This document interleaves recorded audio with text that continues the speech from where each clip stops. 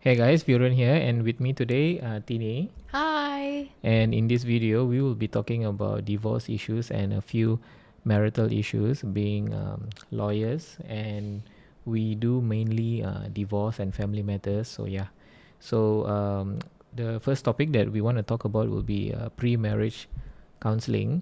So Tini, what do you think of pre-marriage counseling? I think pre-marriage counselling is compulsory because, like what Viren said, that we are divorce lawyers.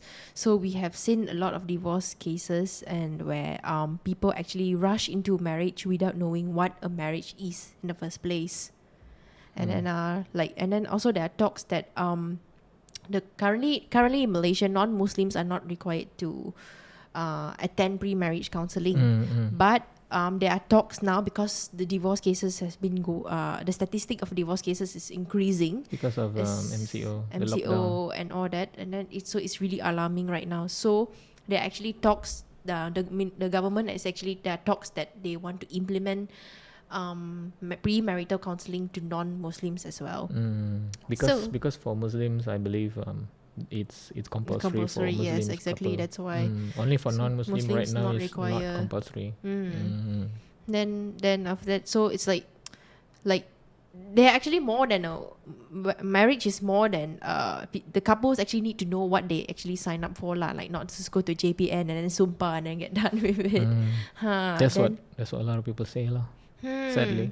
This is go there and then sign and get done with it. So and then recently the Sun actually Not the star.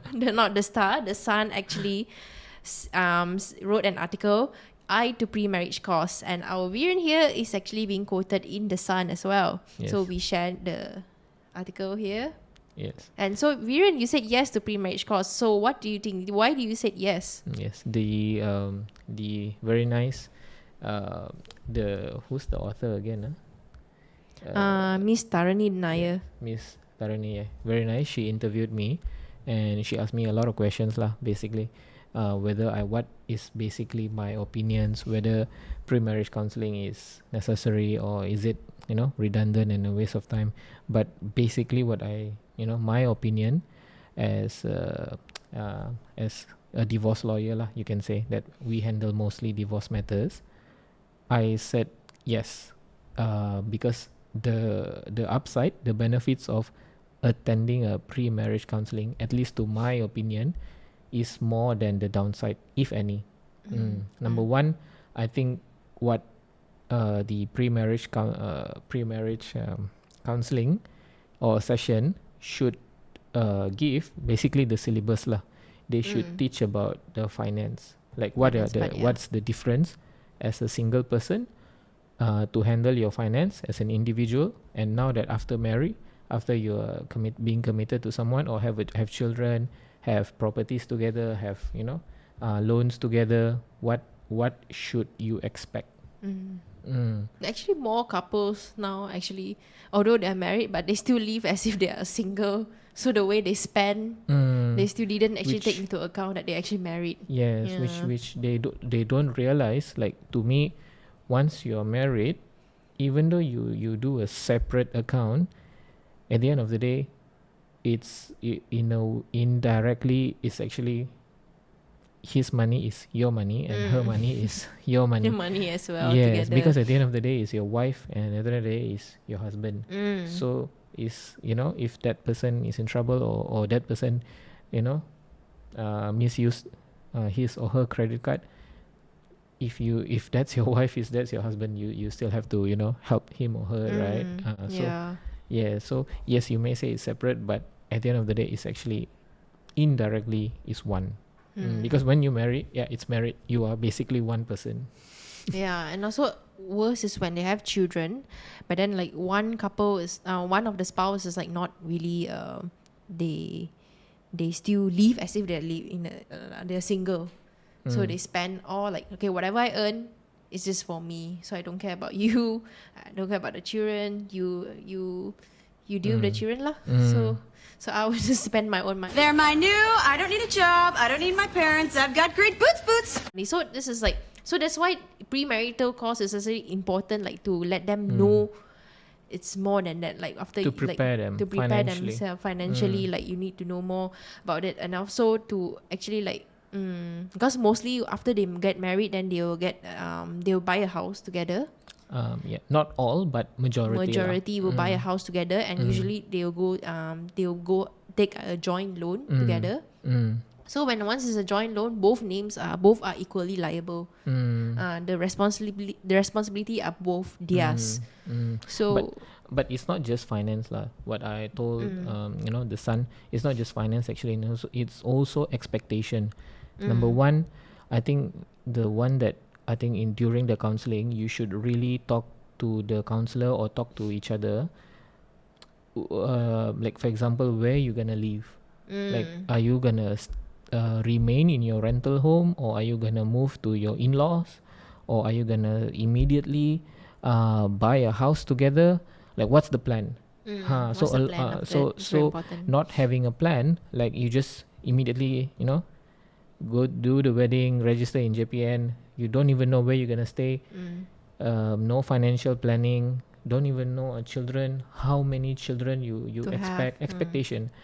So if the guy, maybe the husband not ready yet. Maybe the husband is expecting maybe 30 or 33 or 35 only. The husband wants to start to have children, but then the wife expects to have children immediately, or it's the other way around. Yeah. The wife is a It's working not ready yet. Yeah. is a working person, Career woman. a career woman, and She's she not doesn't ready want for a to child she doesn't want to have children yet until she's 30, because having children, you have to take leaves and all that. So maybe she doesn't want, it's her decision.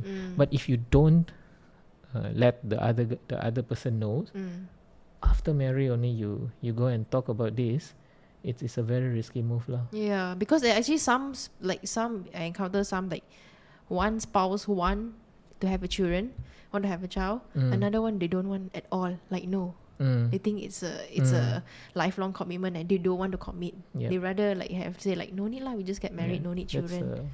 For Catholic, I mean not legal, but I mean sidetrack a bit, but yeah, for Catholic, I think that's a ground for annulment already. Yeah, exactly. But then that's the thing. So sometimes and like they don't, as boyfriends and girlfriends, they don't talk about these issues. So they thought like, never mind, we talk about it later when we get married. But then the thing is, once they got married, then they don't know each other's views. Like I want to have a child, but my husband doesn't want to have a child yet, or not yet. Okay, yet maybe that one still they can negotiate like when to have a child. But what if they really die don't want to have a child? One person don't want to have a child, then one person want the child so badly. So it will be chaos. And the child, I mean, to my opinion lah, maybe it's too far, but you should also have a general discussion. What's the plan for the child? Yeah, exactly. What's the plan? Like, do you expect the husband to provide the child to private school or international school? Do you have that expectation? You have to actually maybe not discuss in detail. I think detail is a bit too far. But generally, like how many children you want to have. So at least you're both in the same place. You vibe. You have that vibe. You know where you are going. If one person is saying, "Oh no, public school is enough," you trust in the public school education system. So okay, if both believe that, but if the wife doesn't believe that, but the husband says it's a waste of money to send to a private school or international school, I think it's a conflict line. It's gonna be a problem. And worse, because they also need to know where their financial standing is, because there are a lot also like divorce cases we just sharing with you guys that both husband and wife they are just middle class income.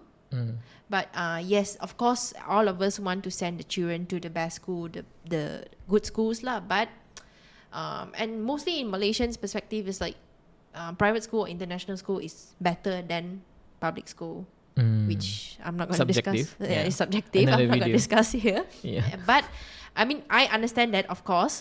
But That's then a sometimes you have to general that's a general perception lah. If you have money, you send to private school. Correct, Or exactly. international school. Correct. But whether it's beneficial or not, it's a different discussion lah. But then after that, this one also have to see the parents' income. But then there are actually parents who, husband and wife were actually, one of the cause of the breakdown is because the mom they both actually cannot afford to send the children to private school. But the mom, I mean, yes, she loved the child, of course. She insists she wants to send the child to international school. The husband said, no, I cannot afford that. Are you crazy and all that? So it's this is one of the point that it causes the breakdown of marriage because of finance. Because they don't understand each other's financial position, and then they expect more. Like why can't you go out and work harder or whatever for the child, or I don't know, something like that. So it's one of the main cause of the breakdown also because of financial. So premarital counselling actually prepared them to get themselves ahead of like, what is it? Where is your financial standing? How many children do you want? And I think also pre-marriage counselling also, you should, I mean, during the counselling session, since you're going anyway, right? If they make it compulsory, you have to go anyway.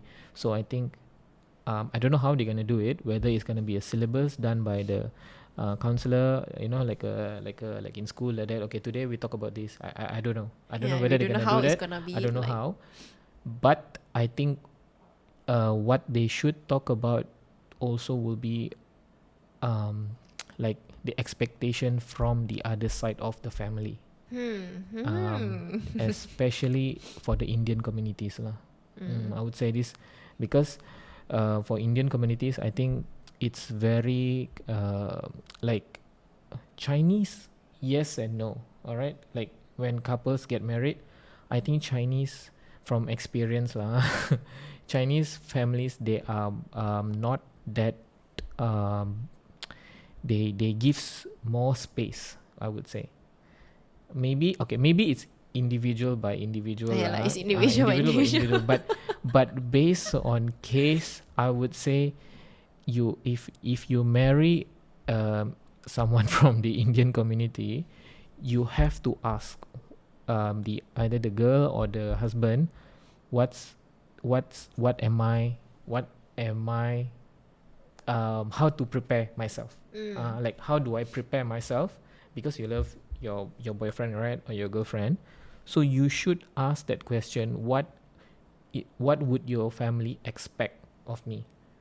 I think you should ask that question. So if the guy either it's a mixed marriage or it's both Indians, because both Indians also, sometimes the guy could be more traditional and the girl could be more modern. So it's very different. But it doesn't mean but it could be the other way also. Like it could be modern from KL or from Selangor or city, but they still practice traditional values and customs and all that. Like they still expect you. So if let's say like you are both from KL or from Selangor, both modern, then you expect the other person to have the same expectation. Like, okay, my mom doesn't expect me to do this, to cook every day. So that guy is from KL and he's Indian also, he's from KL. So I think his mom is also like that. That's a very dangerous assumption. Yes, that's a very dangerous assumption. Yeah. Because it could not be that way. You get me? So if you were to ask during the counseling session, actually when we get married, if let's say your mom comes, or let's say we go to your mom's house, what am I expected? It's not that you are not trying to blame or to pinpoint each other, but it's more like for you yourself, so you know what to do. So when after marry, you are not shocked, because if you actually are married, you're not only married to this person, you like, I mean, not married the whole family lah, but it's more like you kind of married into the whole family. Yeah, because you it's like when you married your spouse, I mean, his family, his or her family is actually it becomes your family as well. It depends. It depends on the family. That's what you need to ask.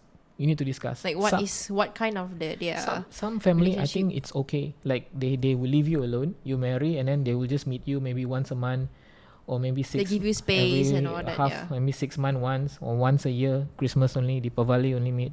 But some every day or some every week. Or some they just live next door. Ding Yes. dong. Yes.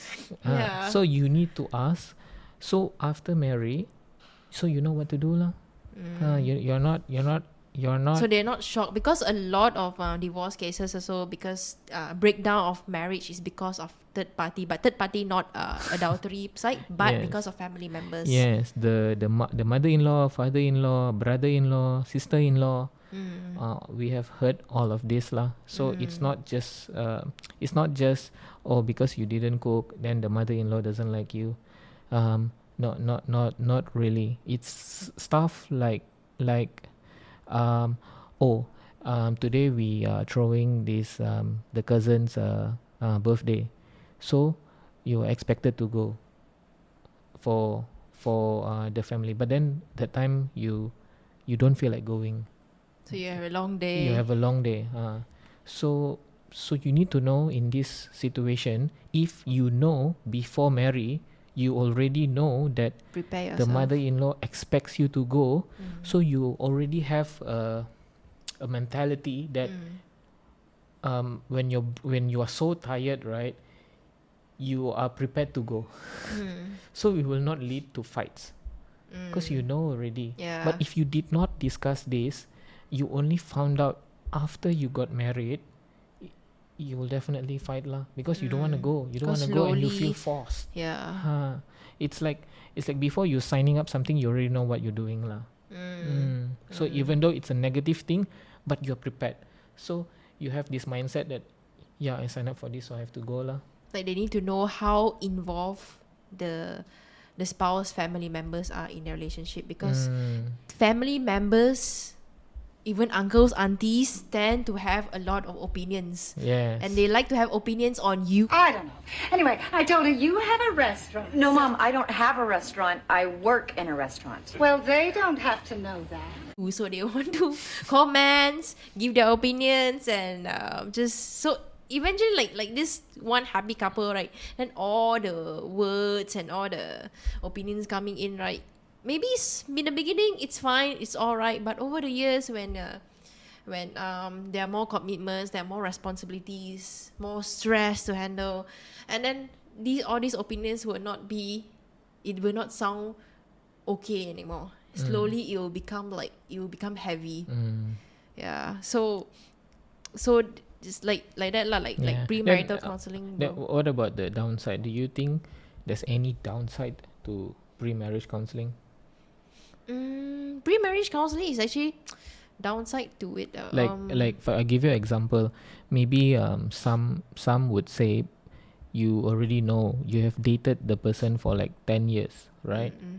Or more than, maybe from high school. So let's say from high school, from I don't know, 16-year-old, and then now you're 30. That makes it what, 14 years, more or less. More or I less. don't know, 14 years, and then why do I need to go pre-marriage counselling? I know the person already. I want to marry her. You're wasting my time. You're wasting the taxpayers' time, taxpayers' money.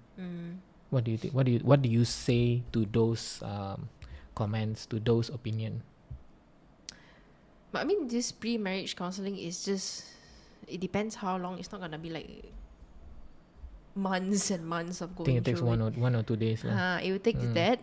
It depends but it will actually benefit them. So I mean, like, don't put this aside lah. Like if you really, I mean, you love this person so much, you want to get married with this person. So if you just go extra, take 1 or 2 days off just to go for this pre-marriage counselling, just get to know more, like understand better, like what's real marriage life. Yes, I know maybe the couple can stay together, they have been boyfriend and girlfriend for years, but then they need to actually know more about that after that.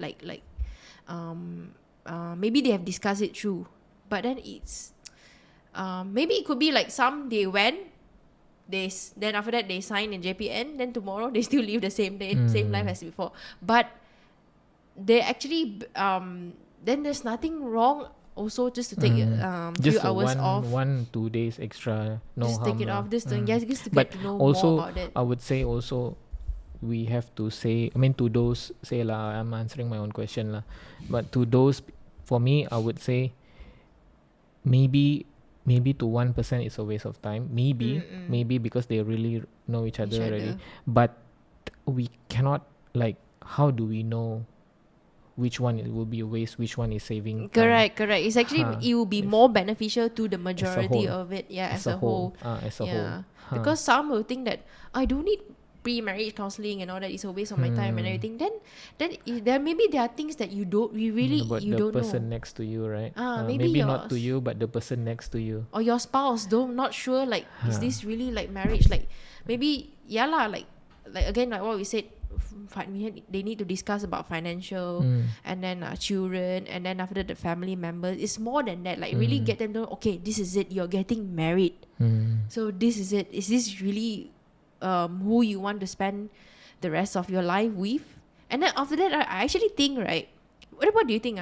They actually need to talk about divorce in pre-marriage counselling. Introduce them. During when the son contacted me, I said that also lah, but in that article she didn't say any of that lah. It's okay, but but what I think, correct, you are right lah. I think in the counselling also they should educate people what to do, what is a divorce.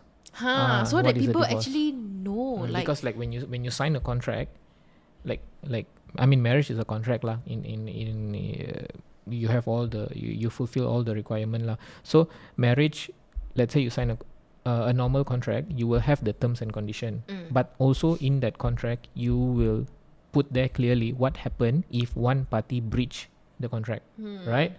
So the problem with sijil kawin, marriage certificate, it doesn't say.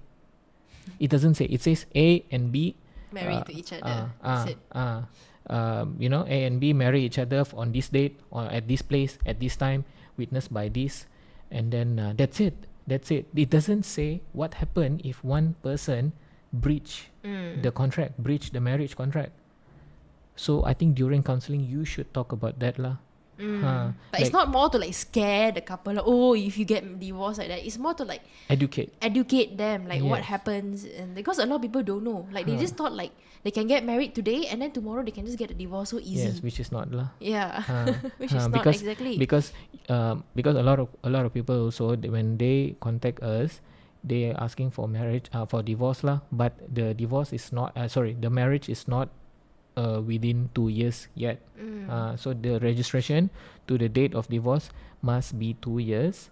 Then only the court can accept can allow the divorce petition lah. Because the reason why they put that is because they don't want people to actually get married today and then divorce tomorrow. They actually, there must be a period of 2 years.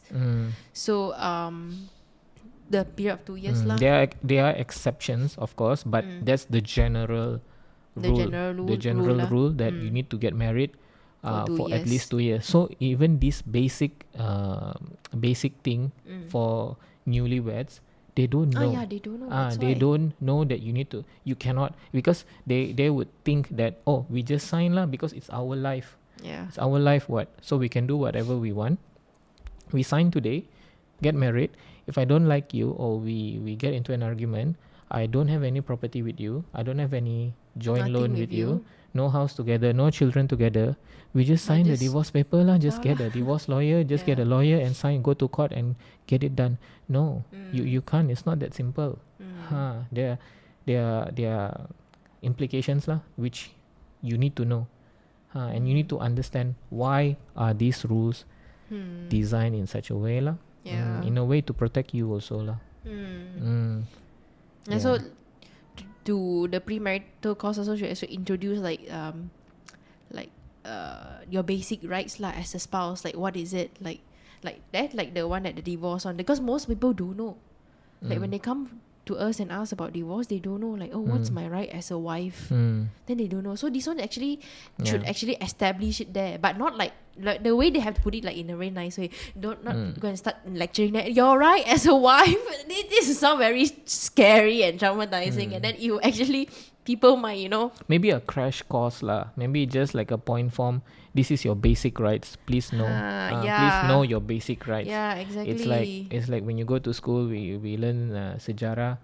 your basic knowledge. You have a prime minister, you have a TPM, your basic knowledge. Basic lah, that's as a why. citizen, you need to know who's your MP, who's your CM, who's your what are the so basically because To marriage, so you're getting married, so you need to know what is a marriage, and knowing what is divorce is part of knowing what is a marriage. Correct. You need to know this is two same side, because it's one side you married, but the other side is divorce. They are the same coin. I don't know how to say. Yeah, you need to know both in order to fully understand Yeah. what you're getting yourself into lah. So if you guys like our content, you guys can consider subscribing. We will try to do more videos, try to share more content about legal knowledge, law in Malaysia, procedure, our opinion, the news and everything. We'll try to do more, and we hope you guys will Enjoy subscribe, continue to watch, and if you have any question or if you have any opinion, just Feel put a free to comment. leave your comments down below in the description box. Yes. Thank you guys. Thank you guys. Bye. Bye.